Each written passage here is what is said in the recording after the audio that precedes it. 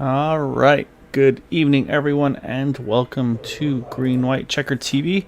Tonight we have the Dark Horse Area 51 Indy Series here tonight at New Hampshire Motor Speedway, aka Loudon. So right now, drivers putting down their qualifying laps, as I believe track position is going to be extremely important at this flat 1 mile oval. As you can see, lap distance tonight, 135 will be the race distance. Of course, as always, no green white checkers with the Indy Series. However, all drivers do have that one fast repair available for use should they need it. And I have a sinking suspicion there will probably be one that is pretty used here tonight. So, like I said, we'll keep an eye on qualifying results as they continue on. But we got to switch over to our point standings coming into tonight. And it's going to be Scott Rankin with his win at the season opener, holding onto a 15-point lead over Craig Forsyth there in second. And then Nick Degroot, a huge jump in the points up to third after his win last week, now 19 out of the lead. You can see we got a tie for fourth with Jim Brooks, Eric Peterson there, only 20 out of the lead. And the remainder of the top 10, you've got Anders Arhus, Jeff Heisong, Charles T, Joseph Morales, and Yari Brupacher, our top 10 drivers thus far in the season.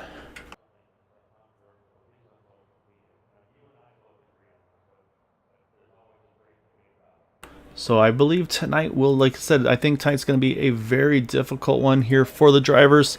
As again, very difficult to pass here.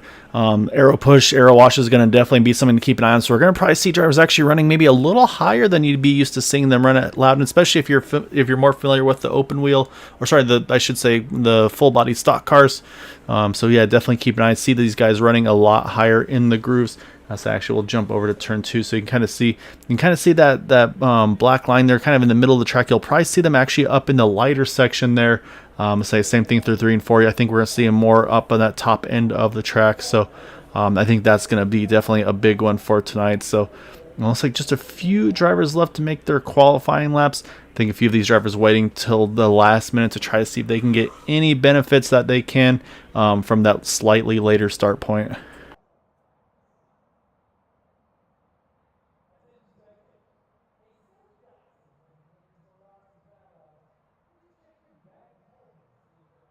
Looks like just about a minute left. Saying showing on my screen 2 drivers left to qualify, or I should say 2 drivers still on track qualifying. And it looks like about 20 cars roughly will be taking the grid here tonight, and then we will get this underway here very, very shortly. But looks like pretty much everybody has made their laps now. So just wait for that ticker to time on through here. About 30 seconds left, and then we will get this race underway.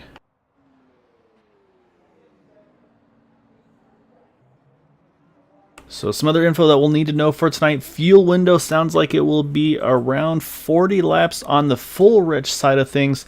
However, if these drivers want to maybe get a little more aggressive, probably can stretch it to about 50 laps or so roughly, I would expect. So we'll kind of see what the pit strategy is going to be here as well. And as I say, that qualifying has just completed. So we're going to pull on our starting grid for tonight. It's going to be Scott Rankin on pole. A great lap for that 156 and our points leader coming into tonight. And it's going to be Anders Arhus in that second position there on the front row. Then you got Jim Brooks in third. Alec Coates, Jim Herrick rounding at our top 5. In third in points, Nick Degroot. Then you got Charles Teed, Michael Spell, Matt Wagner, and Yari Brupacher, our top 10. 11th and 12th. Second place in points, Craig Forsyth there in 11th. Eric Schaus in 12th. So we continue to run down the order here. Then you got Jeff Heisong in 13th, AJ Hobson, Gary Corley. Then you have Jack Walls, Joseph Morales, Eric Peterson, and Thaddeus McMurray. So it looks like 19 drivers at the moment going to be a part of this one here tonight, as the drivers starting to get gridded up here at the start-finish line. And so we'll see what we've got in here for this evening. So for the Arhus fans on the stream here. Say it's a great start for Anders. They're going to start in that second position outside front row. And honestly, it may not be a bad place to start. Again, initial start goes on the green. So, like I said, I feel like I've seen the outside line be where drivers are going to want to be over the course of this race. So maybe Anders can get a really good start here and get that all-important clean air in the front of that 10 car.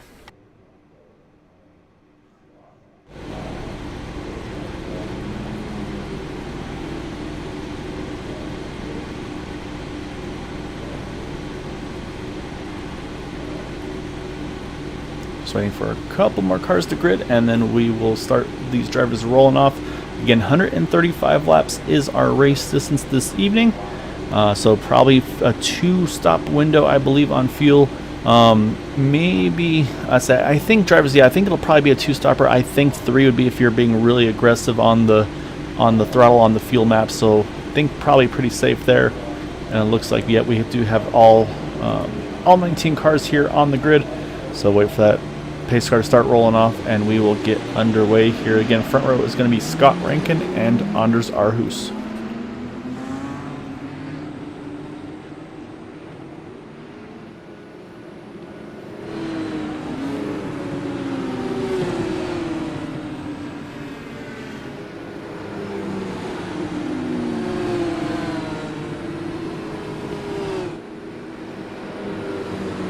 Unfortunately, running solo tonight. Steve Gottschalk had to take care of some matters at home. So all as well. Just gonna say he just needed a little bit of time to take care of some things. So definitely miss you, Steve. But look forward to seeing you in some of these future broadcasts over the course of the season. Still got lots of racing left to go.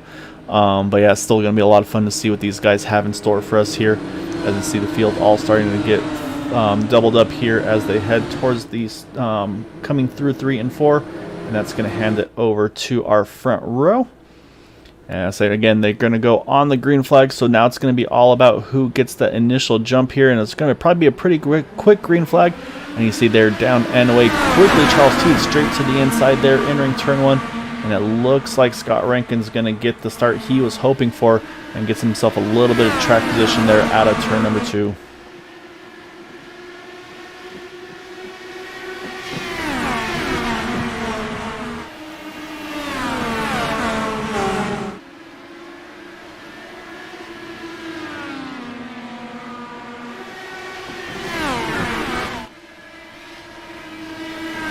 Apologies for the miscue on the ticker there. Say a little bit of a technical difficulty, but all is resolved now as it continues to be Scott Rankin leading the way over Anders Aarhus, Jim Brooks in 3rd.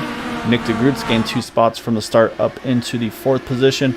But the traffic is really picking up right here around Charles Teed, Jim Herrick, Michael Spell, Matt Wagner right there as well, and then Craig Forsyth right behind here. So this is where they're going to be really fighting for that track position, trying to find where they need to put these cars here. As right now, Matt Wagner's trying to work this inside line, seeing if he can find a way to get around that number 27 to Craig Forsyth.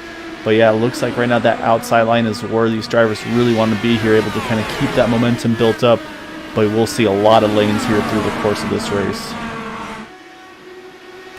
However, up front, while we're watching that, Anders Aarhus trying to make a move here through 3 and 4. Has the run on the inside. Can't quite clear that 156 of Scott Rankin, but does lead that lap. And saying this is going to be, I think, a pretty big fight here between the two of them. As again, you can see Anders just inches away from clearing him. We'll actually here, let's hop on board and see if we can maybe watch from that 51 of Jim Brooks. So he's got the best seat in the house right now for this battle. As again, it's so close there for Anders, almost can make the pass happen, and then just that little bit of momentum on the outside line is allowing Scott Rankin to hang on to that. But these guys putting on a really good side-by-side fight here for the lead. Very impressed with what they're able to do right now.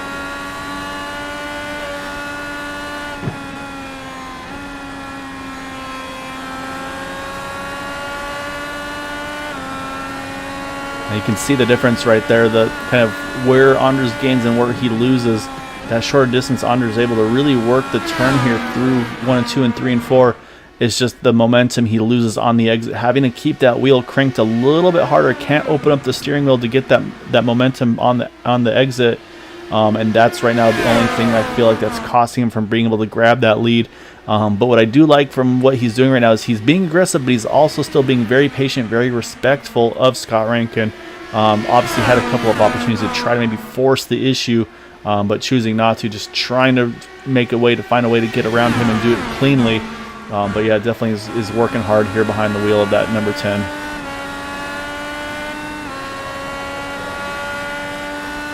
Good evening, Dr. Schaus. Good to have you on board as well. Still early in the going, so he didn't miss much. Starting lap number 9 of 135, so lots of racing left to go. Saying your Eric Schaus update, currently sitting in 13th position. but not too worried about that yet for Eric. He's usually one that's got some strategies up his sleeve, so I have a feeling he's probably got something in mind here that he's going to be aiming for. As again, right now it's just now starting lap number 10. As now things starting to spread out a little bit there. I think Anders having to kind of probably cool those tires off and maybe try to regroup and get after him a little later, I should say. So we're going to jump a little bit further back here because Jim Herrick, Charles T did a really solid battle here for 6th and 7th. And also Matt Wagner, Craig Forsyth continue to battle here, as just behind them you got Yari Brupacher, Michael Spell, and then AJ Hobson all in a little gaggle here as well through 1 and 2, as inches apart there through 1 and 2 there between the 4 and the 88, but all get through cleanly. That's going to bring, as we just mentioned, Eric Schaus is going to bring him right into the thick of this battle as well.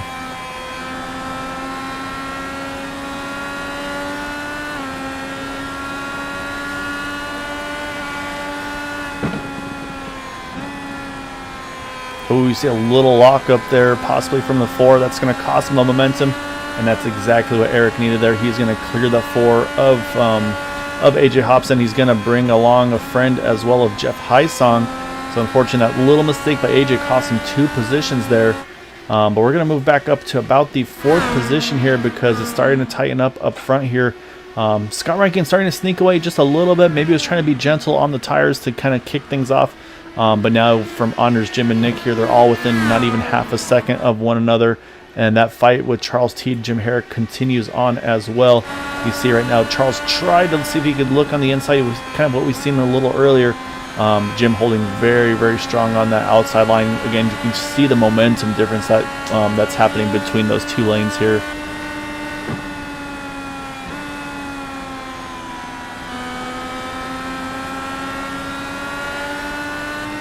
And again, this is 2 reasons for this. 1, of course, Charles T trying to pass Jim Herrick, but 2, you also do not want to be in that dirty air of that car in front of you, as Charles gets a great run off of turn 2. Maybe Jim probably cutting him a little bit of slack as well.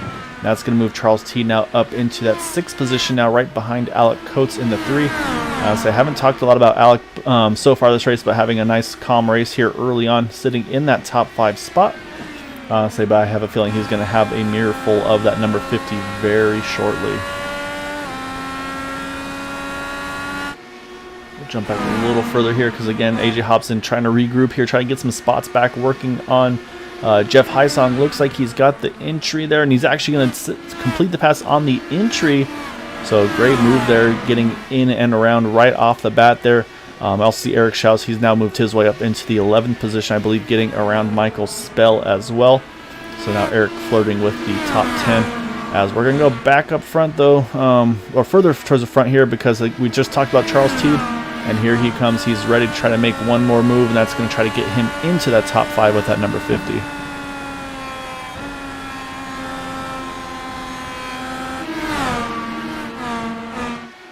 And again, it seems like Charles actually does a really good job, but he can really get the throttle down even when pinned down on the inside line. As you can see, completes the pass here, and it looks like, again, able to get on the throttle. So either just whatever Charles is doing behind the wheel or what he's adjusted in the car, working very well for that number 50. Now moving himself up into that top 5 here. So really good opening stints here so far for Charles Teed. Everywhere else here starting to calm down just a little bit. Like I said, AJ Hobson, I think, again, trying to recover a little bit, trying to gain some positions once more. Now working on the 88 of Michael Spell as they come through 3 and 4. But again, lap time is going to start clicking off very quickly here. Been hearing roughly, again, I think on the low side for the fuel mileage, probably about 40 laps. So I would say more likely probably around 45 to 50 is probably what we'll see. But again, that should be a 2-stop window to the end if I'm seeing everything correctly.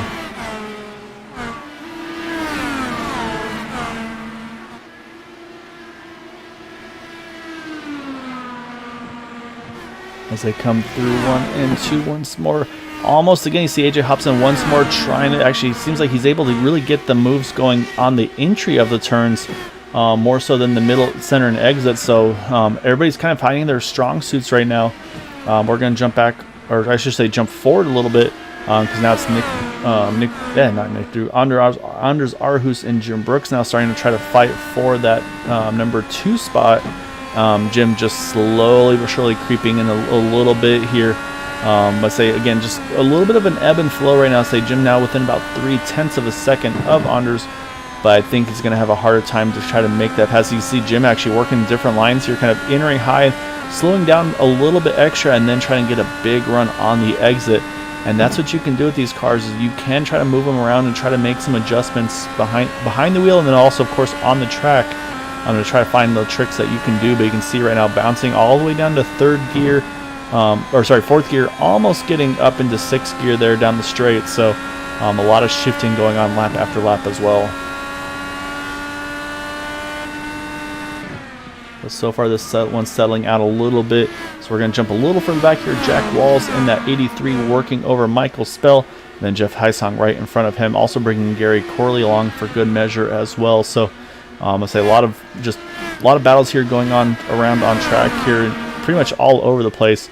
Like I said, right now this one, our closest battle as they run, as Jack's just a couple of car lengths, as you can see behind, and it's going to be, I think, a similar situation. If Jack just has a little bobble, I think that's going to open the door for that number 7 of Gary Corley to try to capitalize and try to get that spot from him.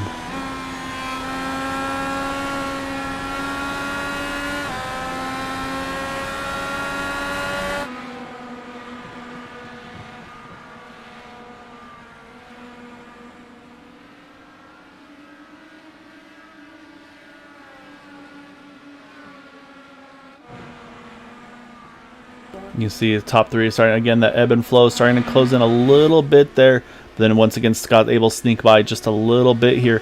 So I think the big question right now, if we keep this green look like this race has, is going to be pit stop strategy. So say if you want to maybe try to split this race evenly, maybe try to do the undercut, if you will, which is again pitting maybe a little earlier, taking advantage of those fresh tires to try to see if you can do the pass in the pit stop cycle on your pit entry, your in lap, your out lap. And then use those fresh tires to your advantage, because again, it looks like it's going to definitely be a difficult one to pass tonight. But again, the risk there though is if you get an untimely yellow, that will trap you one lap down. So that's going to be a very big gamble for some of these guys to make the right call for tonight. So we'll definitely have to keep an eye on them, as this is another battle here. I saw a little bit of smoke there. I think that may have been from Alec Coates, but looks like all is well. But you know that's going to catch some of the drivers' attention there. But yeah, so Matt Wagner working on those LMC gear teammates, kind of in the sandwich between the two, the 40 and the 27. Been fighting with Craig earlier on in the race now. Looks like he's got Jim Herrick in his sights. And then that battle with Jack Walls, Gary Corley, Michael Spell continues on as well here, as we're starting lap number 30.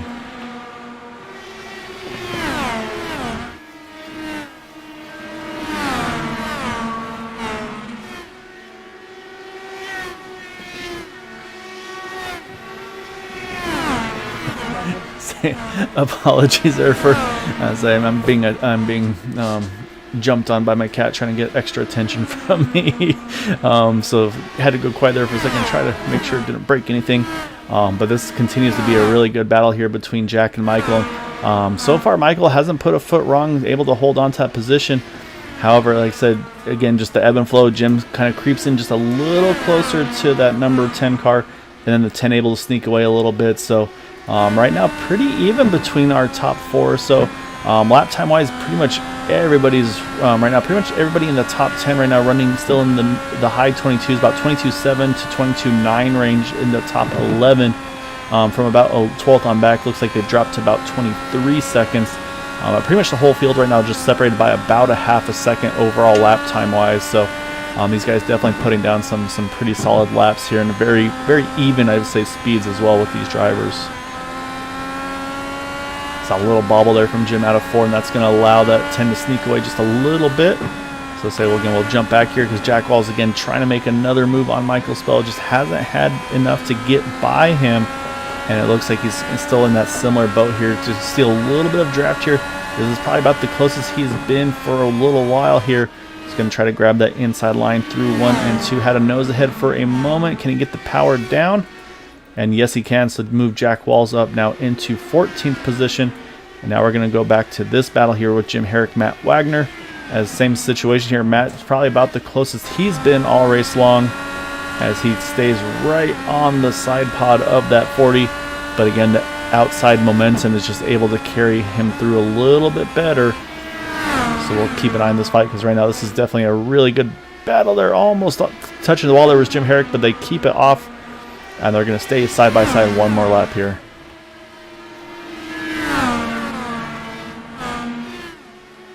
Man, Jim is just flirting with every inch of that wall off of turn number 2. Really good car positioning, knowing where the limits are of that car. Unfortunately, I would definitely not be in the same boat there. I probably would have already smacked the wall a couple of times in the way I seem to have my driving styles. But Jim doing a great job, like I said, and that's the thing, is they know how hard it is to pass, so they got to stay aggressive here, as Matt finally does have to give in here and tuck back in for the moment. But you know he's going to make another go at it at some point. So, and last time by, fastest lap of the race this time for Scott Rankin. Puts a big lap down there, about 0.3 of a second quicker than Anders Aarhus, and the lap times are definitely starting to slow down here. Scott there with a 22.46, everybody else in the 79s and higher.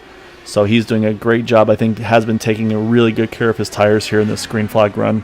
It also probably helps to have that clean air on the front wing of that car, although you see in the background there, not too far away from starting to catch some lap traffic. So that could be a decision time for Scott here. If he gets them before his pit window opens for fuel, this might be an opportunity for someone behind him. Again, we talked about that undercut. If he gets stuck in traffic, that would be a great opportunity for somebody to make a gamble, jump in early and see if you can grab the lead that way.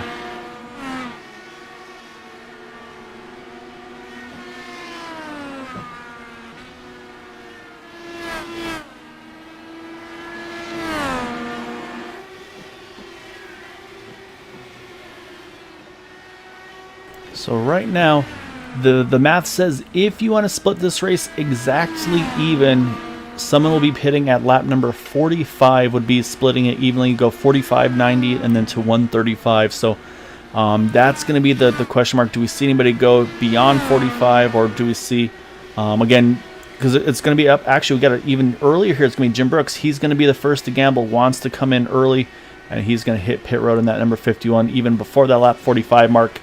Should still be good to go on the 2-stop strategy. Just might have to stretch this next run a little bit longer before his final stop. So this is the gamble for Jim, because as he enters, finally hits his pit stall, here comes Scott Rankin, again already about to put him a lap down. Takes no time whatsoever with the pace that these cars are putting down. 23-second laps. So again, Jim going for an undercut strategy as he's just rolling out of pit road now. But it's a very tricky, very narrow pit road, very flat, so you got to make sure you don't get too aggressive on the throttle, spin it on the exit. It looks like he has a nice, clean exit here. So now the question, though, of course, is where he comes out in relation to the traffic, as well as going to slow his pace a little bit down. He's going to be hoping his fresh tires are allow him to make some quick and easy passes. Because now you see Scott Rankin just about in that window of that traffic. Does he react? Because we are coming to 45 this time around. It looks like he's going to continue to run this one out here. I think does not want to risk that yellow. As you see Nick Degroot, he's going to respond. He's going to go for that split strategy there, and he's going to hit pit road at lap number 45.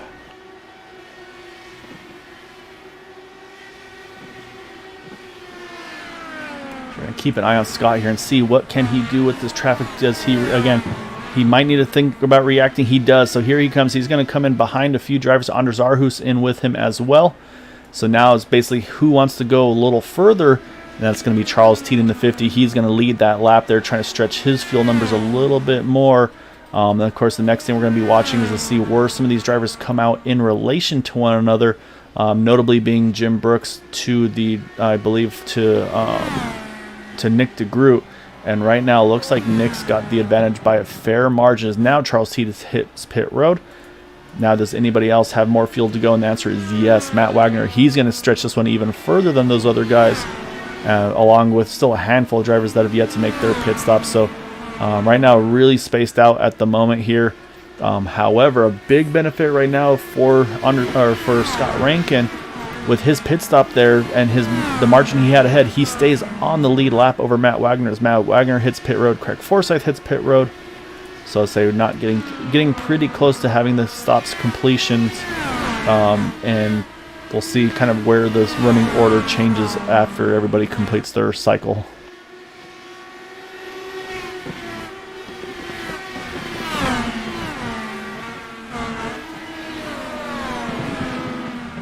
That's going to bring Jim Herrick, Yari Brewpacker in together. As you see, Jim Brooks kind of in the middle of a gaggle there, as Eric Schaus now takes the point in that 72 car. And I think what's happened to Jim here is it looks like he's actually kind of caught. He went for the short pit strategy, but it has not worked out for him. You can see he's actually now behind Nick Degroot as well. I think he just hasn't been able to get around this traffic like he was hoping to. I shouldn't say traffic, I should say just drivers that are kind of off sequence to him.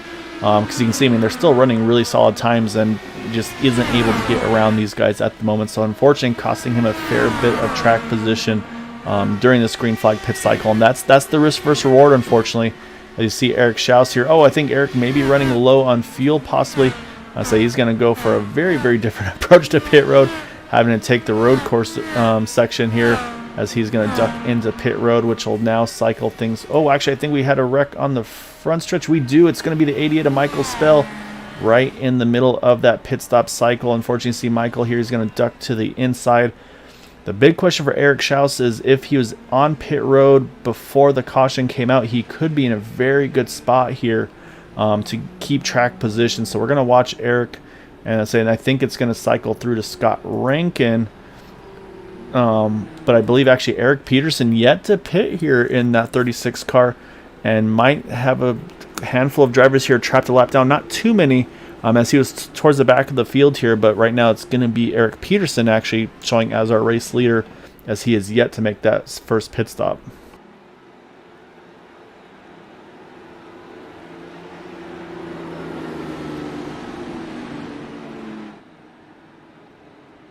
And so sure enough, here comes Eric here.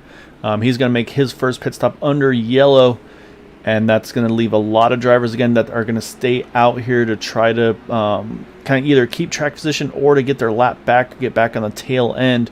As right now you see numerous cars here. It looks like the 4 of AJ Hobson, he's going to be the lucky dog.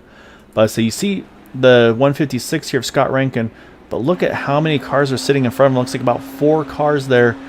So say kind of we'll look at the drivers a lap or more down. I believe it's going to be including Jeff Hysong there, Jack Walls, Thaddeus McMurray, and Gary Corley. I believe those are going to be the 4 to take the wave around.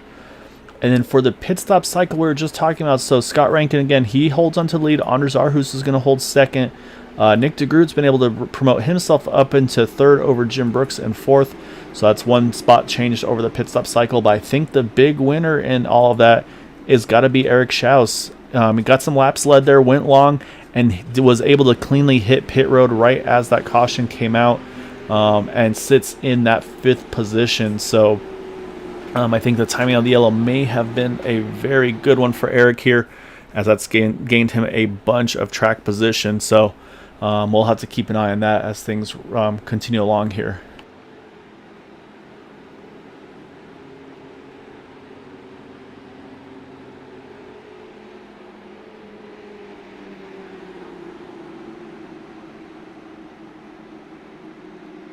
So we'll have 2 drivers a lap or more down, one of those being Joseph Morales in the 60. Unfortunately was not able to get around Scott Rankin or stay ahead of Scott Rankin in order to be that lucky dog driver, the wave around driver, apologies. And then Michael Spell being in that incident right now, sitting at 2 laps down in the 88. So right now those are the 2 drivers down. Actually, never went back to see what exactly happened to Michael Spell. So let's go back to see what brought out this yellow, as actually that's earlier on here. Let's go a little further back here. This is the incident I believe we're looking for.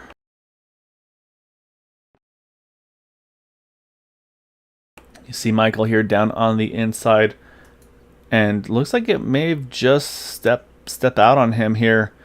We'll kind of keep an eye as you see coming out of, you see gets the throttle down and that car just steps around, unfortunately. Nothing.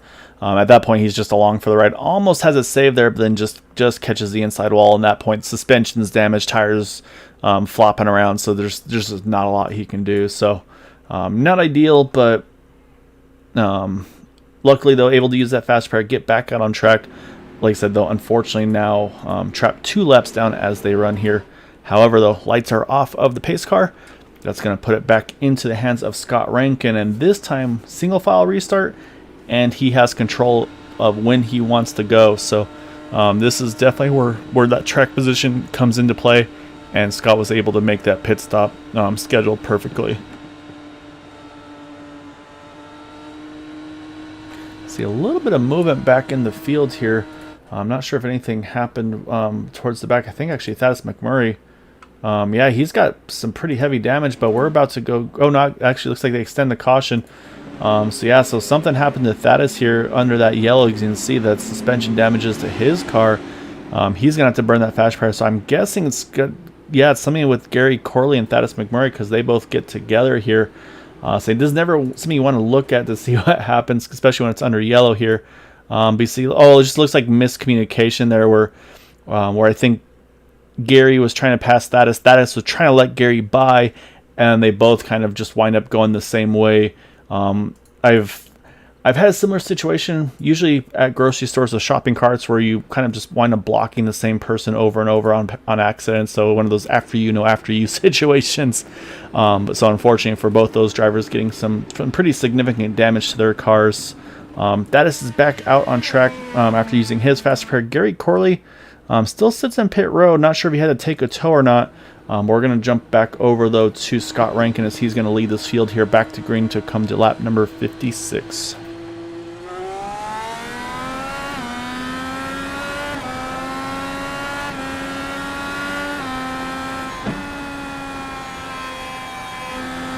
I see there Gary Corley just now coming back out onto the track from pit road. But right now, again, it's going to be Scott Rankin to continue to lead this race here.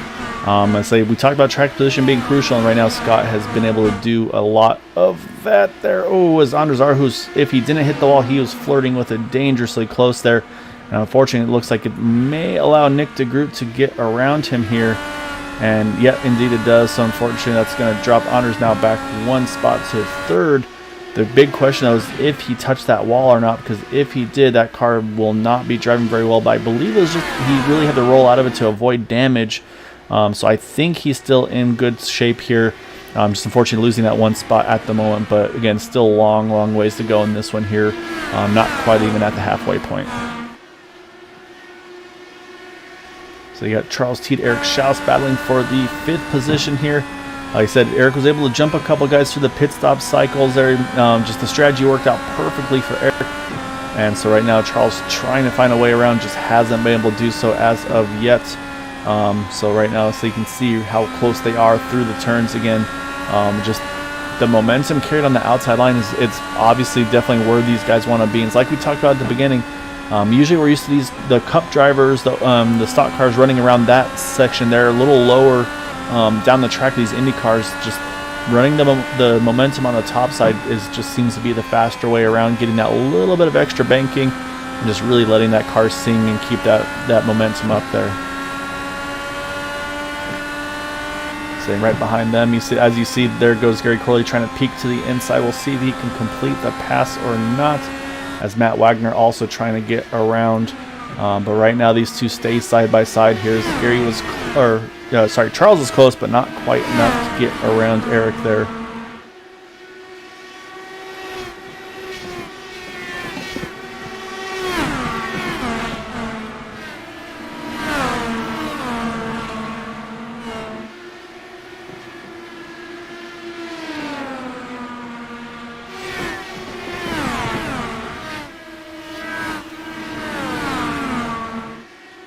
However, this time Charles is able to complete that pass there. Probably a little bit of give and take, I have a feeling as well there. But I think it's one of the things Eric says, all right, I know you're faster now, so go ahead and we'll see how things look later on in the run. So move Charles back up into that top 5 in the 50. As again now, say we'll kind of set our sights here with Matt Wagner and Alec Coates, and then also Jari Brupacher working over Eric Peterson. And again, Eric was one of those drivers. He actually waited until that caution came out before he wound up pitting.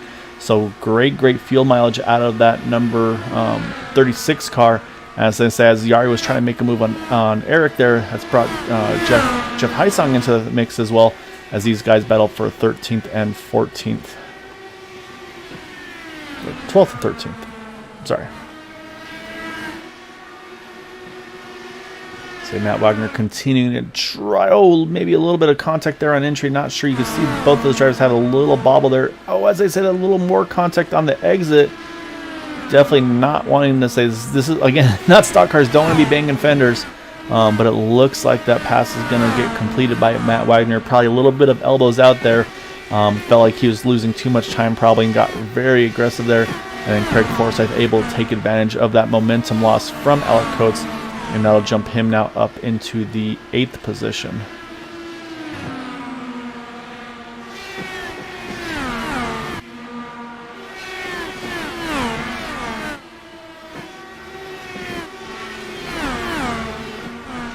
Up front, things are starting to stretch out a little bit for Scott and Nick. They're about a second between 1, 2, and 3.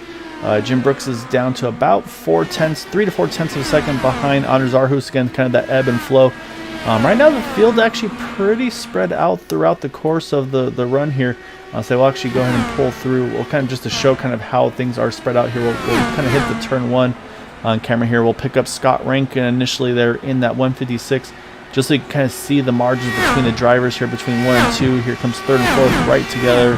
Then you had Teed, Schaus, Matt Wagner. And then as you get a little further back, here's where they start to pick up a little bit of closeness. But like I said, everybody's got a little bit of spacing between them as they run. And it's saying coming out of turn number 4, here comes Scott Rankin once more. Just to show how quick these laps are here at New Hampshire as we just cross the halfway point in this one.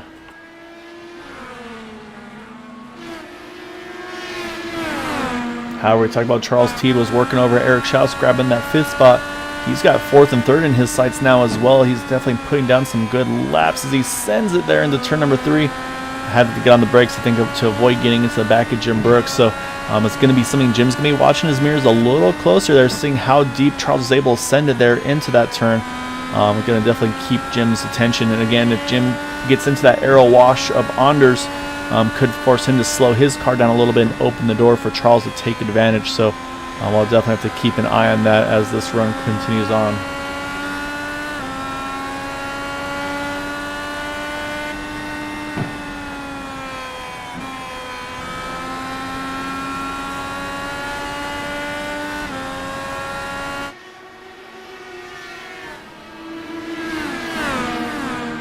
Jumping back to Jari Brupacher, so I'm going to pick up the aggression on Eric Peterson as well.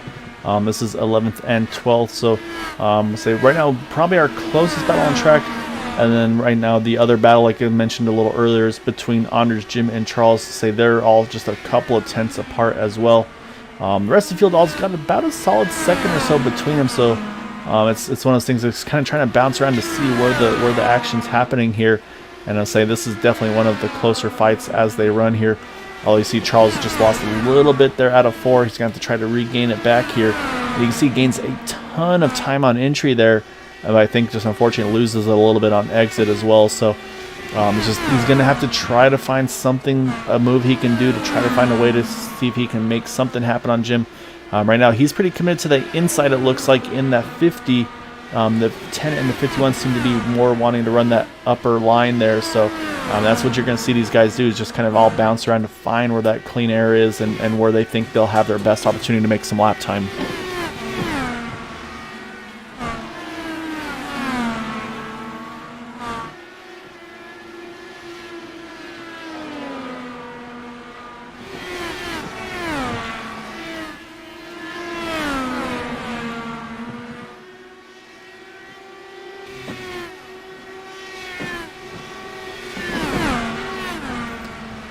Kind of have the feeling where this is going to be one of those races where in the heat of the moment there's going to be some very frustrated drivers at certain points in the race, but then I think after the race you're going to have, once they kind of all debrief with each other, it's going to be one of those realizations like, man, that was actually a pretty fun race because we had to fight really hard with one another, kind of just almost tooth and nail, if you will, to try to make those passes happen.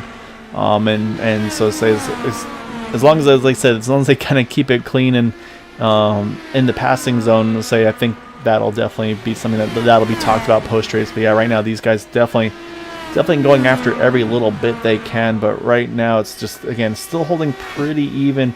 You see Charles Teed, he's really fallen off of Jim Brooks here, maybe trying to go off strategy a little bit, or maybe just trying to get a little temperature back into the tire, maybe got it a little bit too hot.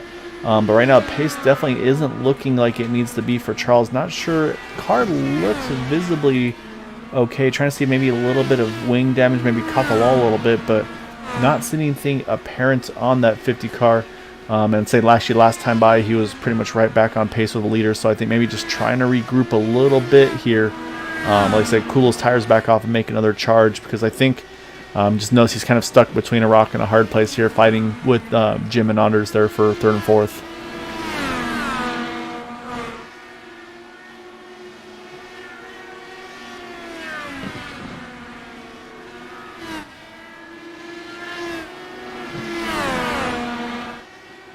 So say before we get to our final set of pit stops, let's run through the field here real quick. We'll start with our pole sitter and leader in that 156 of Scott Rankin. Of course, mentioned winner of the first race of the season. And next to him is Nick Degroot, winner of the second race this season. So right now our race winner is running 1-2 here. In third position, you got the number 10 of Anders Arhus. In fourth, you have Jim Brooks. And then our fifth position is that number 50 of Charles Teed. In sixth, you've got the 72 of Eric Schaus. Seventh position is the number 6 of Matt Wagner. And in eighth, you have the 27 of Craig Forsyth. Ninth position is the number 3 of Alec Coates. And then rounding out currently our top 10 is the number 40 of Jim Herrick. Then in 11th, Eric Peterson. Again, he was the one that went the furthest on fuel that last time around. We'll see, maybe he's got some more of that fuel magic in that number 36 this time around. And then in 12th, you have Yari Brupacher in the 49. Jeff Heisong in 13th in the 18. Jack Walls in the 83 sits in 14th. And in 15th, you have AJ Hobson in that number 4. And Thaddeus McMurray rounding out our drivers on the lead lap in that number 37 machine. And drivers a lap or more down. Right now, Joseph Morales actually looks like about to go a lap down in the 60. Actually, go 2 down, I should say, in that 60 car, as he indeed does, is in 17th position. And then Michael Spell, 2 laps down as well, sits in the 18th position. So right now, those are our top 18 drivers, 16 of which are on the lead lap. Unfortunately, Gary Corley has retired from this event. And right now, field is definitely starting to spread out here a little bit. As we're approaching 52 to go. Right now, 51 at the line, 50 to go next time around. And I think that field window is going to be opening very shortly for this final scheduled stop. I think it's just going to be about who wants to make that strategy call win. So I'm watching Charles Teed starting to creep back up into the picture here. Maybe trying to close that gap before they make that final scheduled stop. And Jamie, you are spot on. I definitely have the face for radio.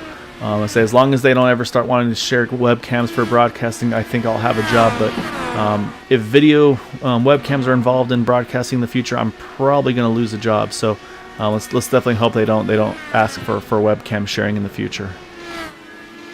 All right, so just like last time, Jim Brooks, he's going to be the first to gamble. He's going to hit pit road here, coming to 49 to go.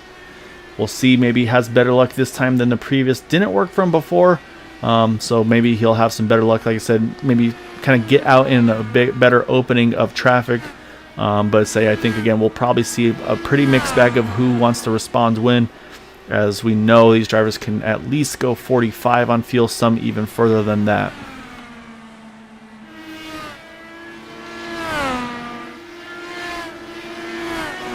So far, though, Jim's a lonely man on pit road. Nobody's joining in with him as of yet, as he's coming out of pit road here. And I think this time he's going to have a little better track in front of him, as he's only got the 3 car of Alec Coates ahead of him. So he's going to have some clear traffic. This is where he's got to really make time now.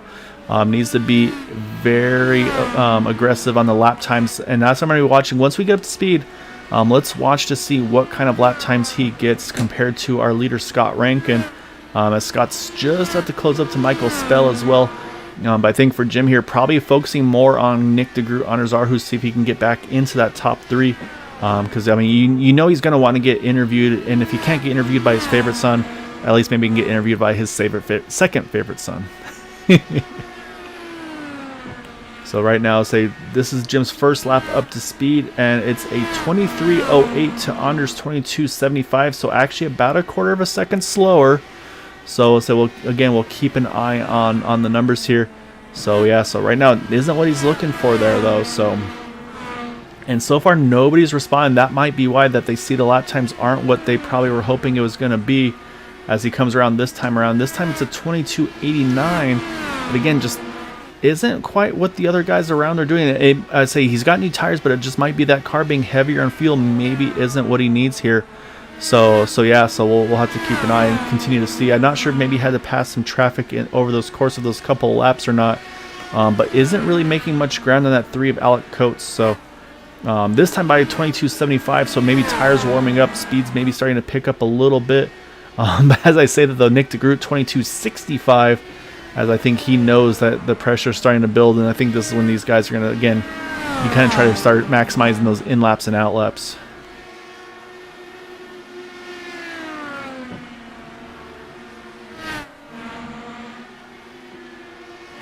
All right, Scott Rankin, actually, to me, surprisingly, he's going to hit pit road as Nick Degroot just nicked the cone there. Yeah, I saw the cone from the outset there just bobble a little bit here. We're going to go back and we'll take a look at that entry by Nick Degroot here, because that could be a risky pit decision. Maybe gets a penalty or not.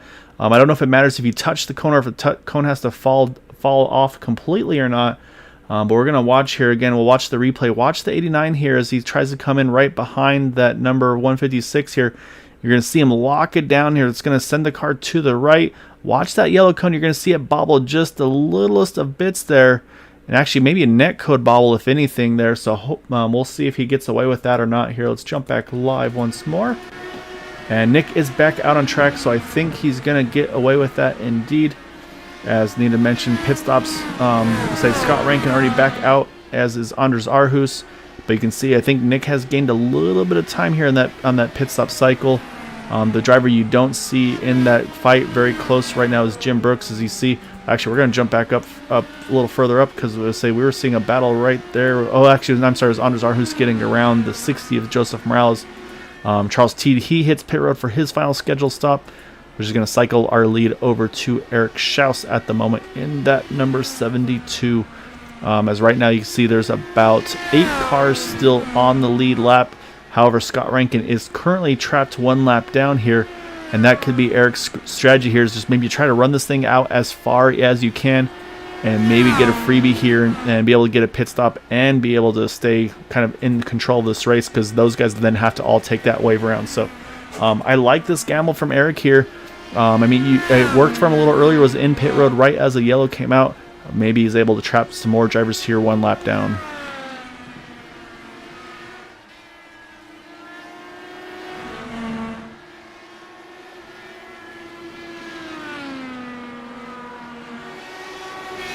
However, again, looking at the running order, looks like, again, the short pit strategy not working for Jim Brooks, as he's actually lost a spot to Charles Teed as well. So after things cycle through, looks like he'll fall to about the 5th position. So we'll keep an eye as things continue on. But right now, Nick Degroot is starting to creep into that picture, and this is one of the first times that that Scott Rankin's been in the dirty air of a car in front, and that could be what's allowing that 89 of Nick Degroot to try to creep into that picture. So, like I said, to me, this is a very critical juncture of the race here, because again, untimely yellow could completely change the complexion of this race, as right now still at the moment it's Eric Schaus leading here, as we've had looks like about 4 or 5 drivers that have yet to make their final pit stop of this race. As you see, here goes Scott. He's going to look down low here, but he's going to lose momentum. That's going to bring Nick Degroot even closer behind him in that 156 and the 89 here.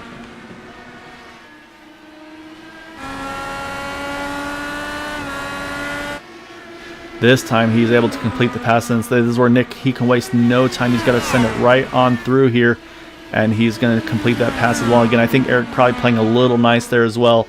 So that's going to put them back on the tail end of the lead lap, and that's a very important position for those guys to be in, again, just in case. You never know if and when those yellows might fall.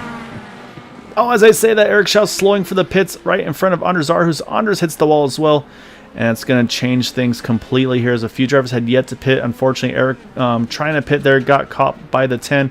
Not sure if miscommunication or not what happened there, but unfortunately, it's a damage for both of those drivers here. However, both should be able to recover from this, but is going to start to shake things up again just that little bit. And we've got pretty much from Matt Wagner on back right now, trapped 1 lap down here. I believe Matt going to be in the lucky dog position. And then from Jim Brooks on back, though, we'll have to take a wave around here. But as crazy as all that was, though, basically what's going to happen is Eric's going to pit as the leader. And so it looks like right now 7 drivers on the tail end of the lead lap will be able to cycle all the way back up to the front. Unfortunately for Anders Arhus, he's going to have to pit as well, though. So we'll just have to kind of see where he cycles out as well in that number 10. I think actually, I'm trying to think. I think Anders may have needed to try to run around there. I'm not sure where they were all in order there, but yeah, it's just kind of unfortunate. So let's go back while we're watching the pit here to see what exactly happened to bring out this most recent. Like I said, I don't have the in-game communication, so I'm not sure if there was any discussions there for who was pitting when. But you can see Eric slowing down, and yeah, just Anders was kind of running that low line, and again the speed differential especially for entering the pits and then for trying to work the track. I mean, it's going to be a huge speed difference, and unfortunately, just the two of them get together there coming out of turn number 4. So yeah, I mean, obviously, again, no intent from that, just a bad situation for both those guys.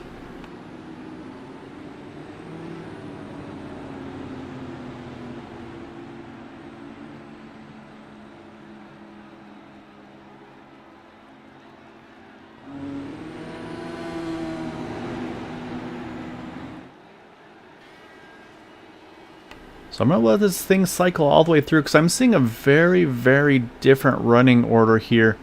I say we're going to have a lot of drivers again, once again, getting wave arounds here. I believe, like I said, I believe Matt Wagner was the lucky dog, if I'm not mistaken, that 50, or in the 6 car. Actually, no, he's not gone around. Yeah, the timing of this yellow definitely is shaking things up a lot right now. Because what we have right now is we basically have 6 cars solidly on the lead lap here, with Charles Teed being the last of those in 6th.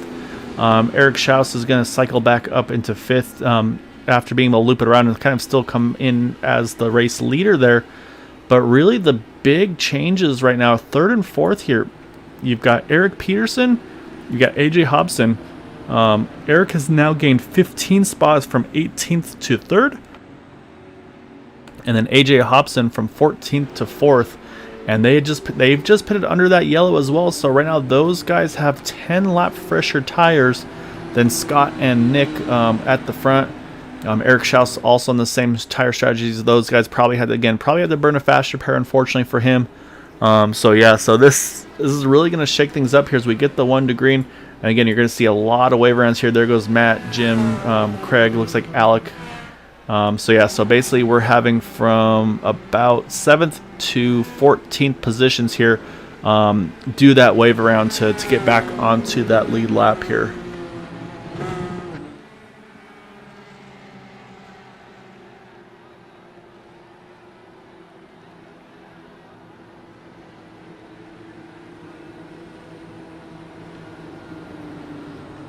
All right, so we're going to restart this thing with just under 30 to go here. It's 30 to go now. We're going to restart with 29 to go.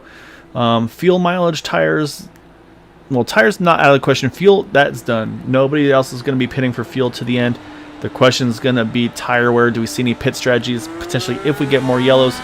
Up front, though, I don't think we see any pit stops here as these guys get back to green here with 29 laps remaining.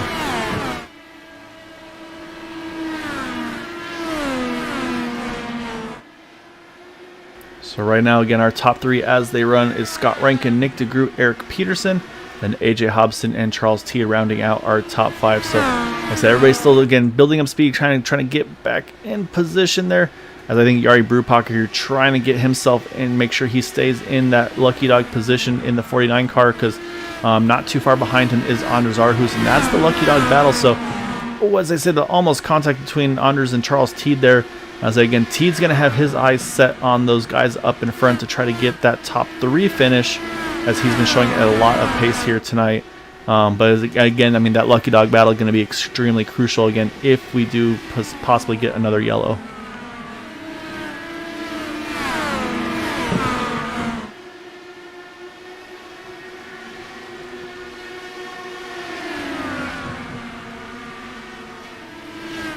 You can see drivers, I think everything's starting to ramp up just a little bit more aggressive. You see Matt Wagner able to get around the 10, but then that slowed him down a little bit. So now Craig Forsyth's going to try to look on the inside here through 1 and 2. Again, gains a little bit through the turns, just loses a tiny bit on the exit. And he's going to hold on to that spot. That's also bringing Jim Brooks into the mix, because you know there's going to be some drivers that are not happy about the way that caution fell, because there's been drivers that have been in the top 5 most of the evening that are now falling into the near the top 10, like Jim is one of those. However, we're going to go up here to the battle for third, as this would be a podium position between AJ Hobson and Eric Peterson. Or actually, I'm sorry, I'm going for Charles Teed and AJ Hobson, as right now Charles is trying to grab that 4th spot here from AJ Hobson.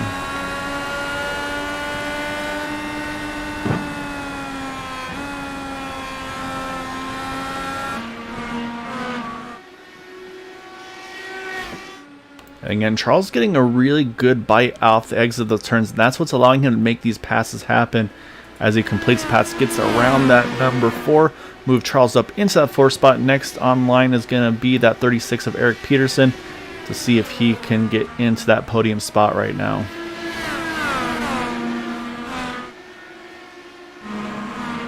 A little further back, Craig Forsyth continuing to pressure Matt Wagner for that 7th position there. Right now, Matt has it. Craig trying to find a way to get around him to grab that. And also, Scott Rankin, I think he's done saving tires a few laps ago, ran the fastest lap of the race, a 22:33. But pace slowed down a little bit now. It looks like 22:53 for our top 2 drivers that last time around. Actually, it looks like the fastest car on track may have been Charles Teed at a 22:48 in that number 50 car. So I think Charles just hasn't had the track position he's needed in order to really show the pace of that number 50 here. But is doing a good job to try to get back up into the thick of things here. As again, starting to close that gap slowly but surely on Eric Peterson.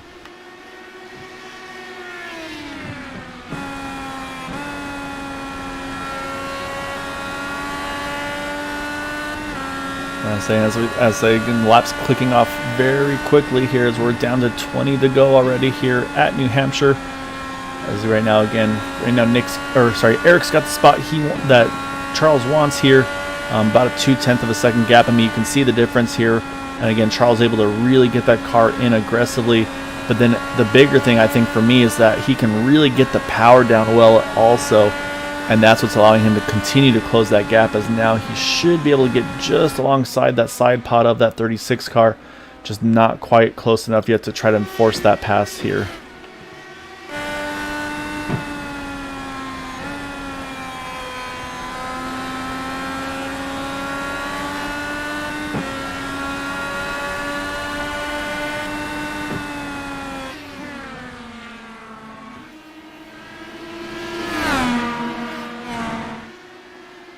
They stay side by side. It was a great exit for Charles out of turn number 2. Is it enough to send it into 3? Still stays alongside, but wasn't able to clear on the entry, and so still holds side by side.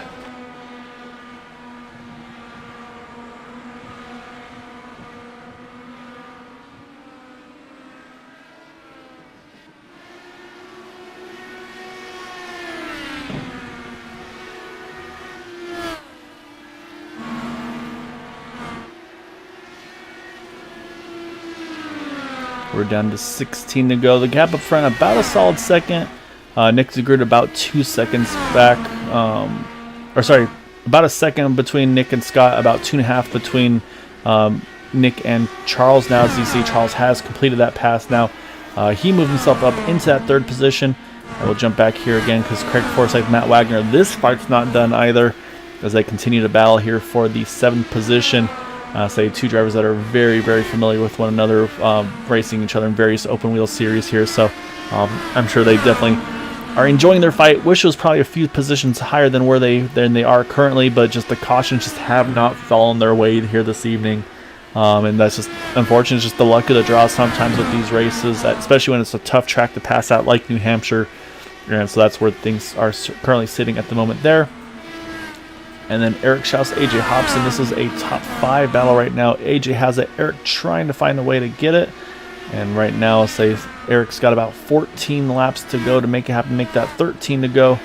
As I say, Craig again continuing to try to fight Matt Wagner. And Matt's in a tough spot here because he's trapped behind Jari Brupacher. Say as Yari again, he's still trying to fight for that lucky dog spot.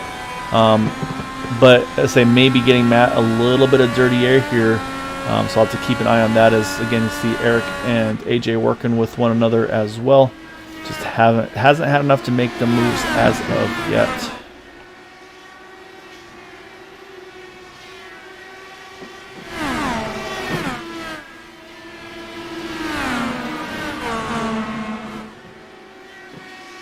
You see now Yari drops to the apron there, letting these guys fight it out here for just about the final 11 laps of the race. As the gap up front starting to shrink just little bits at a time, still about 3/10 of a second, about 3/4 of a second, about 7/10. So I'll keep an eye as if that changes. But right now, this is by far our closest battle on track for position. As Eric's got a nose underneath that 4 car here as they enter turn number 3, sends it deep into turn 3. And he's going to be able to hold that position. So big move by Eric to be able to grab that top 5 position here. Put himself now up into that top 5. And with that battling, that's brought AJ Hobson a little closer to Matt Wagner. Craig Forsyth still right there in the thick of this one, as well as we're down to 10 to go, 9 to go at the line.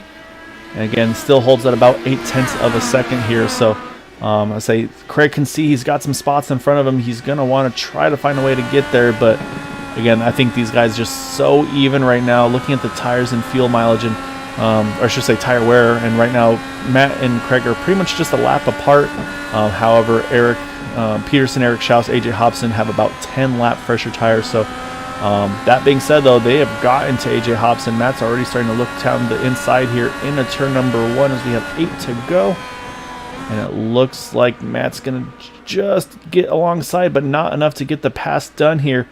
This is going to open up Matt for counterattacks from Craig Forsyth. Maybe he can try to get a 2-for-1 here. That 27 car, he's going to think about it. He's looking low, trying to see maybe make it 3 wide. Matt's going to, again, elbows out there in that 6 car. He's going to grab the spot, but loses momentum on the exit. This is a good opportunity for Craig here through 1 and 2 as we're down to 7 to go here.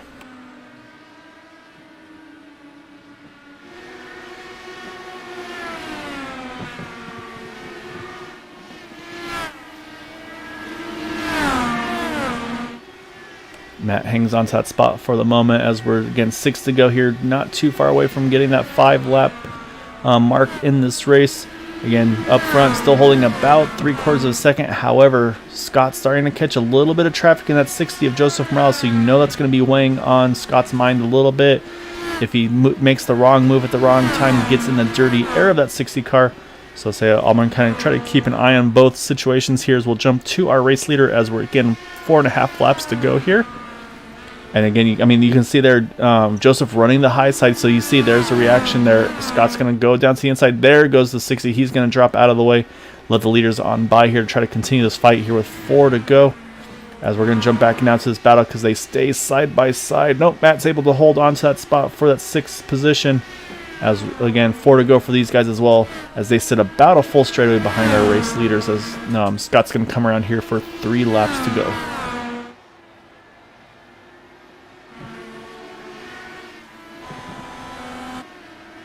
So this is where if I had the multi-screen, we'd be watching both battles at the same time. And right there, Matt would have had it at the line, but Craig is getting closer and closer as these laps start to wind down. And this is a great opportunity for Craig. There had a good exit, but not quite enough as of yet here. As leaders, though, cross line 2 to go.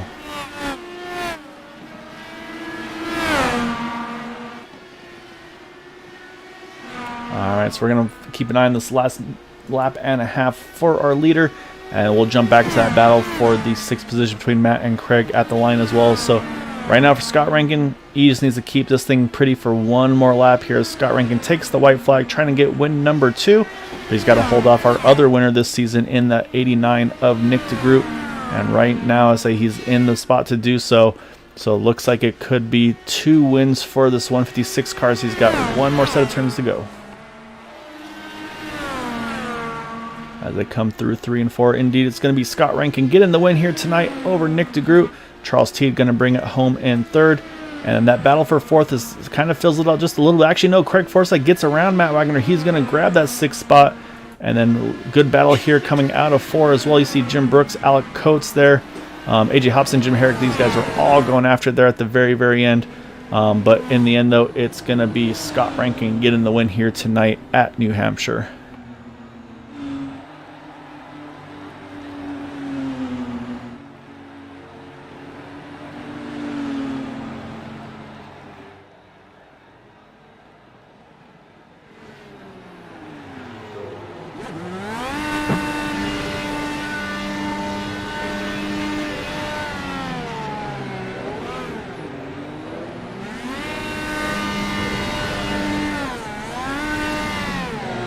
While we watch Scott celebrate here, let's go ahead and pull up our final results for tonight.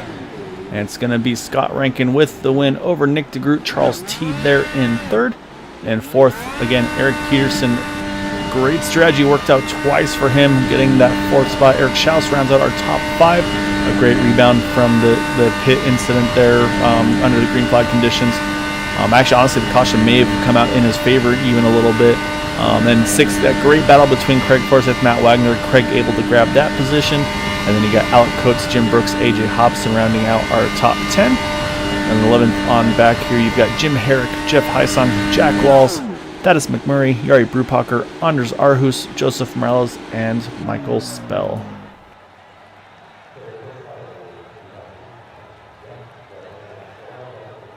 All right, I think that Scott Rankin used that car up celebrating there. It's a pretty much perfect donuts there once again right in the middle of the start-finish line. So I think he's had a little bit of practice there as well.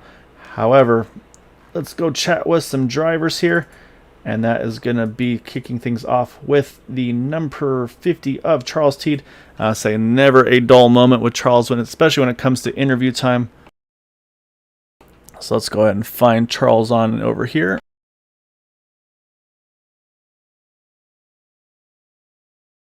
All right, I have found that number 50 machine of Charles Teed. Charles, you started in 7th, you finished in 3rd, but I feel like this was just one of those races where shoulda, coulda, woulda. It seemed like just if you could get a little more track position, I think that car seemed like it had a little more pace than what you're able to show tonight. Just it seemed like especially the cautions, I feel like just didn't fall where you needed to in relation to the guys around you at a couple times. Say notably being one of your partners in crimes on Wednesday, Eric Peterson. But I mean, I'm sure it felt pretty good though, being able to catch people, pass people, because I don't think I saw anybody look much better in traffic than you, especially staying on the inside line, exiting those turns. You made it look so planted there. It was like I found everyone was giving me shit before the race about how many cars I destroyed in practice. But I was trying to figure out how to get it to run the bottom. And I finally got it there at the very end. I didn't really spend any time at all in qualifying, so I knew I was going to have to pass cars. You're right, the cautions just continually made me pass the same 4 or 5 cars over and over again that would then give Nick and Scott a second and a half, 2 seconds, and I would have burned my car down, the tires down. So I was really hoping that once I got back up to them that we'd get a caution and let us race it out. I feel like I could have gotten under them in the corners. I could be wrong. Scott was really fast. But, by the time every single run I would get to them, my tires would be smoked, and they would then slowly pull out on me. So it is what it is. I qualified for crap, so I feel like I passed every car in the field but those 2 about 3 times. Yeah, I mean, and definitely showed. And so the question I think I have too is I saw a lot of varying strategies of drivers short pitting like Jim Brooks did, and then drivers running it as long as they could, like Eric Peterson, for example. Yep. Was that just based on maybe the fuel maps they were running, or is that more of just maybe some strategies of say, okay, I'm going to try to short pit, see if I can jump people? So like for in your sake, when you pitted, could you have gone further, or was that pretty much all you had on fuel? I ran it out, and I'm really curious what Jim was thinking on that. My sense is he knew that early in our stint that the tires would be faster and he could go faster and come out in front and then block is kind of what I was thinking he was thinking. I was really questioning his super early stops. I was trying to run it out of fuel so that the caution would happen before I pitted to protect me, but every single time within 1 lap or the lap that I would pit, the caution came out. So it was just super inopportune cautions. Really would have loved to see if I could do something with Scott there, because I think that thing was on rails. Yeah, you looked extremely solid. So it's one of those things where it's not maybe the result overall you want, but it always It was feels good that fun. when you know you have the pace that you have, and that's something I was even mentioning was some of these guys. There's probably times where some things are muttered under your guys' breath, but I think when everybody kind of debriefs afterwards, and there's a lot of really hard but close racing at the end, I'm sure a lot of guys are like, man, that was actually a good bit of fun there. I love this place. This is one of my favorite tracks that we run on, and to have as many incident points as I've had, because I really have not been practicing at all. I don't have time anymore. To jump in and everyone's giving me heat about how many cars I destroyed. I think that was a 0x race. And yeah, no, I had a blast. I would race here every week because I really think it's a driver's track. It's not just a mash and turn left. You really have to do the throttle control through the corner. So yeah, I truly had a blast. And thank you for doing the broadcast. Thanks to the Area 51 guys and for putting on the league for us. And yeah, Peterson and Schaus and Hobson and I were all in the channels together. And those dirty rats like just fumbled into putting around the back to top threes out of nowhere there for a minute. I'm like, I gots to get around these knuckleheads. So it was So fun. you can't let them. Yeah, so you can't let them kind of one up you on that one. So No. did a really good job, like you said, getting those passes done throughout the course of the race there. So, but yeah, no, awesome job there tonight, Charles. And like I said, I know, busy man. So you've got your son doing real racing as well. So say your calendar's definitely filling up here very quickly. Yep, it was a lot of fun though. Like I always try to make Tuesday night. So thank you for putting on a great broadcast. Thanks to Wags for working on a good set, and man, it was fun. Congrats to Nick and to Scott for their 1-2, and we'll get them next time. That sounds good, sir. I'll go let you give him some grief here, and then I'm gonna get my next victim there. So yeah, great job tonight, Thank you. Charles. Thank you.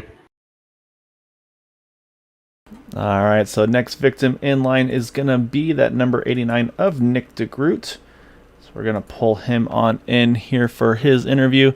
And so say similar situation for you, Nick, with Charles, where maybe not quite the qualifying position you wanted there, but able to gain some positions on track, and also I think some really good pit entries and exits.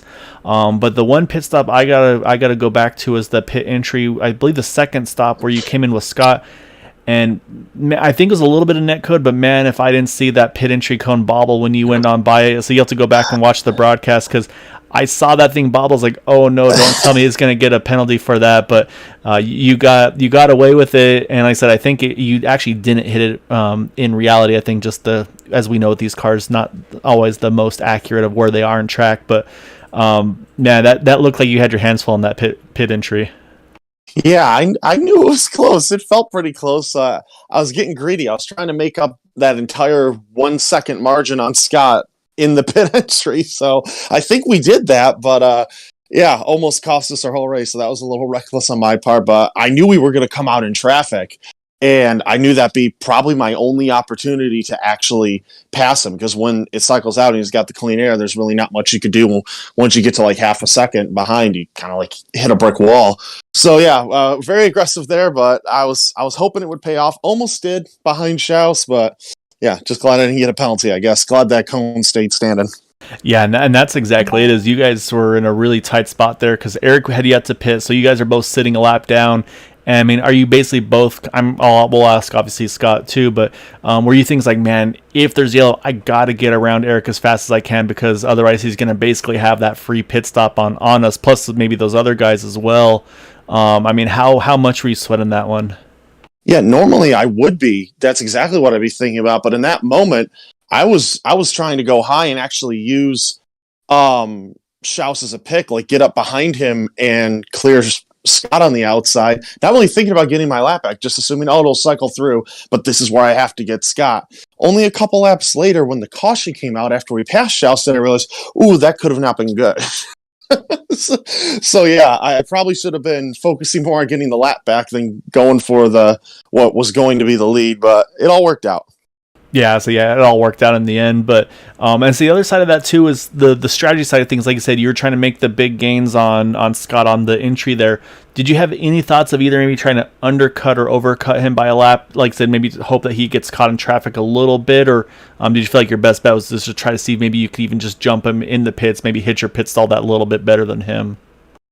It was difficult because our pit window was kind of right on the edge of making it, so there wasn't much wiggle room.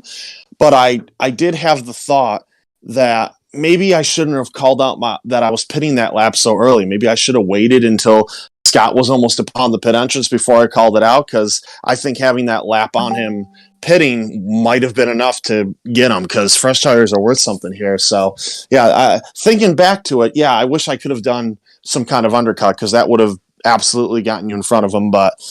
And I think it would have hung on just because of how much clean air is worth, but really wasn't much of an option because of how it was working out with the fuel window. It was only like a 2-3 lap window. Yeah, and that's what Charles was saying too. It was while there was a big range on drivers pitting and when they did, you're right though. It seemed like everybody had a pretty small window themselves. Just I think everybody kind of running different strategies of maybe the fuel map 1 versus fuel map 5, things like that. Yeah. So and us out front, we're burning more too. Oh yeah, definitely. You guys, I mean, 22 second laps here at Loudon or New Hampshire, pretty quick laps for sure. Yeah, I'm not a big fan of short ovals. They're usually my weakness, but this is one short oval that I've always liked for some reason. Gateway's a different story. I'm absolutely terrified of that track, so I'm hoping I survive that next race with all 4 wheels still attached. Yeah, so it's not too far away if I remember right on the schedule. So, but yeah, I mean, a great job here tonight, Nick. So before we let you go, though, definitely want to give you the floor for thanks and shouts I'd like to give for that second place. Yeah, Factory Back Motorsports, as always, giving me a great car, great advice too going into the race. Even though I don't have any teammates on track, it's always nice to hear what they have to say. And Covimore.com, Motorsport.com, Cowboy Shit, and all the other backers on this car. It's cool to be battling for wins week in and week out. And I have to say, I love the full season points format. It makes every race feel like it's worth that much more. So that's really cool. And we got some work to do after Auto Club a couple weeks back, but a win in a second will really help erase that. Let's keep it up next week. Yeah, I definitely made a big jump in the points after that win. Yeah, so I'll say right now you and Scott the only two to have wins this season. So I'll say Scott getting number 2 tonight. But yeah, won't be surprised to see you chasing him down here over the course of that season as well. So yeah, awesome job though tonight, Nick, and definitely looking forward to seeing more of you over the course of this season, man.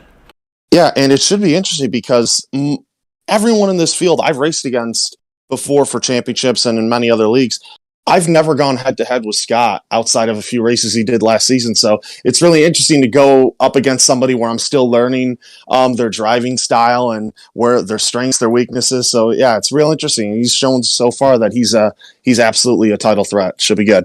Yeah, a quick learner and very quick on to go with it as well. So yeah, like I said, I think you're gonna have a handful of drivers to be contending with though. But I'll say it'll be fun to see what you guys have in store for us once we get to week number 12. So yeah, so good job though, Nick, tonight, and look forward to seeing you up front in the remaining of the season. Yeah, thank you.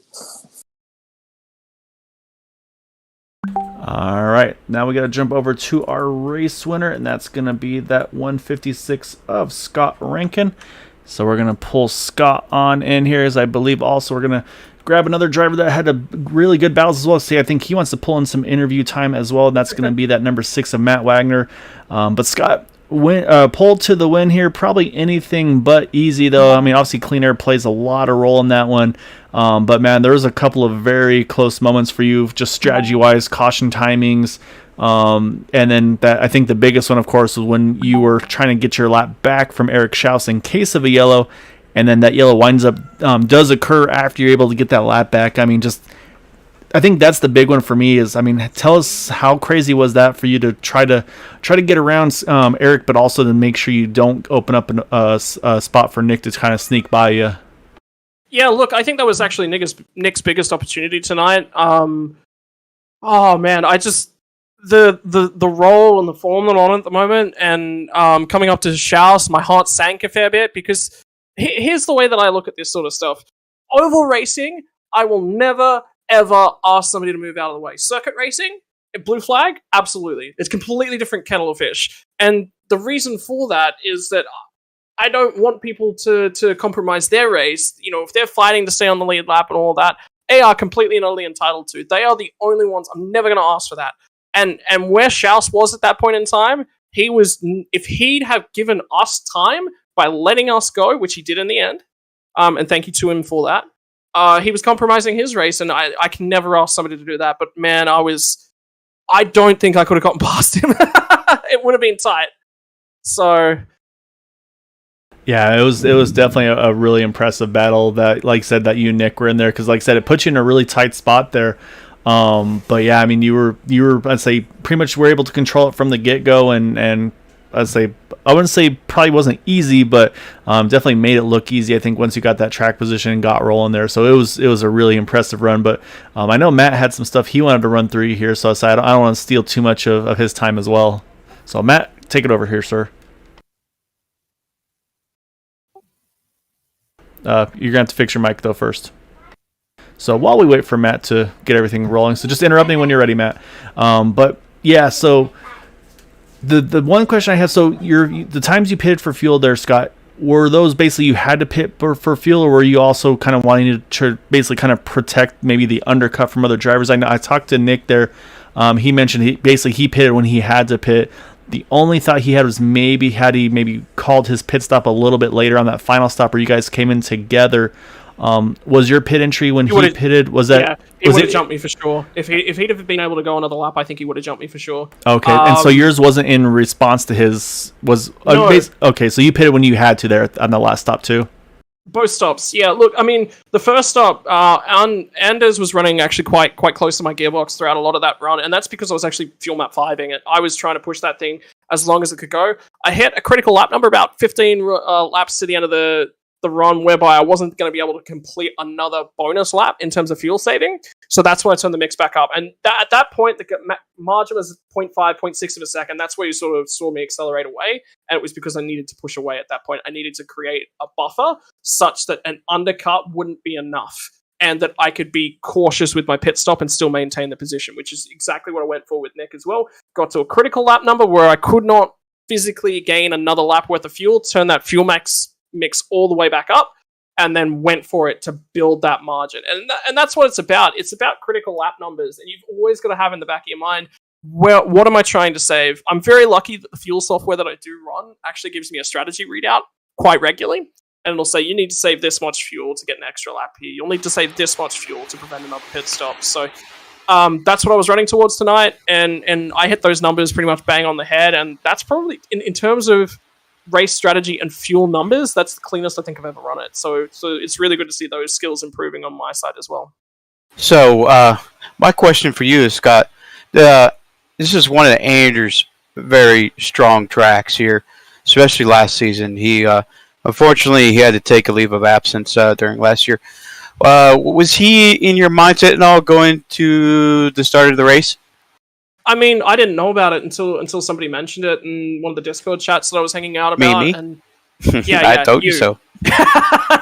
So look, it was in the back of my mind, and one of the biggest things is when you come to a track that somebody's good at, which would obviously be me and Bathurst, those sorts of things. Not only do you know A, how to drive the track quick, but B, and probably more critically, how to set up a pass on those sorts of tracks. Tonight, I really feel as if I've been gifted a win by the way that iRacing has interacted with the setup. So he ran so close to me for so long, and that effort should be applauded because Nick Degroot wasn't able to do it. And he ran closer to me for longer than Degroot did, and that man deserves a huge round of applause. Yeah, I totally agree. I know Anders is searching for his win, so I know Anders. I know you're watching. I know that first win's coming, buddy. But Scott, I would congratulate you on 2 in a row and a pole. No, it's not 2 in a row. It's not it 2 in a row. feels like 2 in a row. It's 2 this season with Nick holding up the middle. It feels like 2 in a row. It really does. Well, I was saying he's going to stretch the points lead out a little bit from that as well, which is, again, it's a season long, and like Nick mentioned. So I mean, that also those are going to add up here. And it's critical. I think one of the biggest factors that's on my mind now is my drop round right now is a 6th. Yeah, that's insane. If you're trying to set up a points win, those are big. My mindset and the way that I structure the car is I'm quite good with the numbers and quite good with the math. I'm quite good with working out what I need to do to finish something off or what I need to do to get myself back in the game. So when it comes to that late race season, you're going to see me just let guys go because I don't want to fight. Because I know what my numbers are and what I've got to do. So it's critical. And another big factor tonight is bonus points. 0x race. fastest lap, pole position, most laps led a lap. Like it is the Queen's Sweep tonight. And if you'd have said to me, how long ago did you start teaching me, Matt? 6 months ago? About the beginning of last season. Yeah, Yeah, so about then. if you'd have said to me that I would be able to do that 6 months ago, I would have laughed you out of the building. I would have said, thrown money against myself to be able to do that. I just and the man that's in the commentary box with me, Matt, cannot thank the guy enough. He's constantly talking to me, teaching me little bits and pieces, and to have somebody with his mindset and his coaching technique and just the ability to keep me cool and calm during the race and keep me thinking about what I need to do. You can't ask more. Well, here's a mindset for you. Our next track we're going to is Gateway. It's almost like Just a hand sister the trophy track to Matt now. It's almost like a... No, I don't think so, buddy. Yeah, there's a lot of good drivers you have to beat. But this is almost like a sister track to Loudon, New Hampshire. How do you feel going into the next race, bringing your momentum? Momentum's key. But I'm also going to have a target on my back. Like, I've already had a quick chat to Nick, and he's aware that I'm the guy to beat right now, and I don't know how to feel about that. Like, to be perfectly honest, I'm out there, I'm watching from Nick, I'm watching Matt and practice and those sorts of things, and I'm trying to learn from them because I still feel like they're the better drivers, and that I need to watch them. Well, you got a target on your back. Well, good job tonight, Scott. I really enjoyed, you learning and you're applying to yourself really well, and you see you celebrate. Hey, it's really great. I feel pretty proud. You should be more proud of yourself.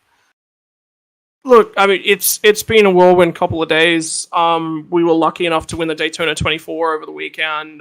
Monday night, I chained together, of course, talking Australian time. So that was Sunday for me. Monday night, a league win in the Indy car, Indy fix win yesterday, and then today, winning this. Like, a lot of people would be sitting out there and say, hey, he's driving, but a lot of it comes back to luck. As well, and right now I'm putting a lot of time and effort into it because I want to be the best that I can be, and the reason I want to be the best I can be is because I'm surrounded by people like Nick, Matt, Henry Bennett from last season, Schaus, Peterson, Teed. Basically, when you mention all of that, you run off every name in this league, and I want to be better so that I can enjoy racing with these people. That's what it's about. I'm enjoying the racing. The results are happening. That's fantastic, but the race as a whole is fun. And that's why I'm here. Yeah, I think it's a really good point. There is the good race. I mean, I say obviously it wasn't for the win or anything like that, but I mean, Matt, I say you and Craig, amazing battle there at the end for numerous laps there. I'm sure. Yep. So I'm sure afterwards, I'm sure you guys probably debriefed a little bit and had a lot of fun there. Yes, well. I did. I actually applauded him for that. He dove in there coming to that last turn. I was really impressed. Hell of a job, Craig. That was a hell of a little battle for seventh. It could have been for second, but it is what it is. Yeah, that was a great job there, Craig. I hope you're watching. How important is that? Like when Matt sees a guy going to the inside and dive bombing, Matt doesn't just cut him off and just block him. He lets the move happen and tries to make it happen. Both you don't see that in a lot of leagues. There is so much give in this league and very little take. And that's what makes the racing so good. Oh, yeah. God. Yeah, yep. I totally agree. Go ahead, Gaia. There's a lot of great give and take, and I think that's what makes it so fun is the camaraderie, and just how well you guys run with one another aggressively but still clean as well. So it was really fun to watch here. But I gotta ask you I guess one more thing here, Scott, because we're able to pull up our fun little profile pictures through the SDK, and so we've got you cardboard box racing with that 156 on the side. And I say, if I'm not mistaken, it looks like two little furry friends that are taking a ride there with you. Yeah, that's actually put together by my wife, and actually my hair's changed since then. I've actually dyed my hair green as of this week. Oh boy. Yeah, that's Rufus and Jan, and Jan loves to get up in behind my monitors late of an evening when she hasn't been fed, and Rufus is our boy. They're both rescue cats, and they're important to our lives. When you can't have a dog, have a rescue cat. That's really great to hear, Scott. I got myself a rescue. It's a good feeling. Oh, who took you in, Matt? Oh, screw off. we're gonna have to do a pets of Area 51. I have a feeling here pretty soon. So, and then say the final question before we get to your thanks and shoutouts, though, Scott, is gonna be, so is the shoey, is that gonna be the first win with Area 51, or is that gonna be basically every win? Because otherwise you're gonna have a lot of wet shoes here if you keep this up. Well, I had to wash that. I had to do a shoey on the weekend because of the Daytona 24 win. I actually did too. And then I got straight back in another, at the same time I was running that was in the GT3 split, and then I was running with some LMP guys, so I got back in the car drunk after that and drove really well. So, the shoey will be a returning thing. It's a celebratory thing. It's a way for me to just sort of release, like, if you know me, I'm very much an emotional person, and the last sort of 6 months I've been through a lot. There's been a lot of results that have come up short. And whereby, I've been on the other side of the fence in terms of luck, and when you win, you've got to celebrate that. You've got to enjoy every moment of that, because next week I could be in the running for a win and things just don't go my way. Things go in the opposite direction. So you've got to make sure that you celebrate every win for sure. Yep, I like that. Yeah, and you say you definitely got to enjoy them when you have them, because, like I said, you never know when the next ones are coming. So, with that though, Scott, we got to give you the floor here. Definitely want to give you all the opportunity here for thanks and shouts for your sponsors, for anybody that's able to help you kind of be able to do what you do here with the league. Yeah. So first, primarily, I mean, I've already said it within this interview, but I'll say it again to each and every driver within the league. This league is what it is because of each and every driver. This league is what it is because of all the league admins, which is what I'm useless with the names. Where we got Jim, Kawabi, Matt, and Michael, I believe, are the admins. Would that be correct, Matt? Kawabi would be the favorite son of Gael. there's I mean, that's the thing, is there's a lot of faces, and that's the thing, is each series. So like on the Indy side, I say Jim, and it's probably kind of Jim and Matt's baby, I would say, for the Indy side of things. But you're right though. I mean, there's a lot of names. I mean, they run the 4 series over the course of the week. So it's definitely, there's a lot of people behind the scenes that definitely help make this what it is.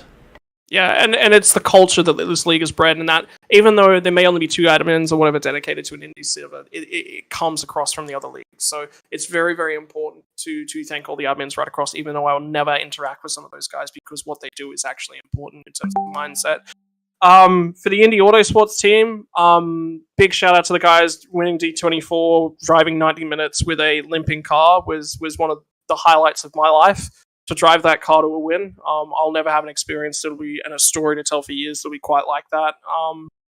So there's that whole team that we did the Daytona 24 with, Sim Thunder and Simcoin. If you're looking for a Bitcoin related to simulator racing, Simcoin's the one to invest in, and of course Sim Thunder will cover all your setups. You can pay for them in Simcoin, which I think is amazing. Martin Sports Apparel, who we're going to have to go to and talk to about getting some shirts printed up for the D24 win. They can't thank those guys enough, because all the work that they do for our team. Personal sponsors, 24/7 Race Control. The reason I'm able to drive as quickly as I am, I think at the moment it comes down to a new direct drive wheel with thanks to simrigs.com. And then just everyone that surrounds me, man. I can't thank my wife enough. She lets me do this all day. She lets me Yahoo. And I woke her up at, I think, 12:30 midnight on Sunday night to celebrate and do multiple shoeys on Sunday. So, a big shout out to her. So it was a well-earned win here tonight. Scott said 2 out of 3 this season. So, like I said, and then the right now your drop week, if you will, be a 6th place. So, a great start to the season. Still got plenty more racing to go. But yeah, like I said, definitely enjoy this one. It's gonna be a lot of fun to see you over the course of the season. Like I said, and it's gonna be a season-long one, no playoffs or anything like that. So, just keep it up and say I think your calculated approach looks like it might be the way to go so far. Thanks, boys. Thank you so much, and thank you guys for broadcasting a race as well. We can't get interviewed, can't get to thank our sponsors without you guys. So that's so important as well. Thank you so much to everyone. Good job tonight, sir, Scott. Great job. Round of applause for you. All right. So with that, I'm going to go ahead and finish things up over here. So once again, really want to thank everybody that was able to hop on and support us here with Green White Checker TV, Area 51 Racing, League, Dark Horse Racing, as they were mentioning, his cats, as I got one hopping on my lap right now. But yeah, just thank you all so much, as say, for being able to make Green White Checker TV what it's been and what it's going to hopefully become over the course of the years. It's been a lot of fun. Looking forward to continuing the growth there. Steve, as always, man, missed you. Look forward to having you back in the booth here as soon as you are able to as well.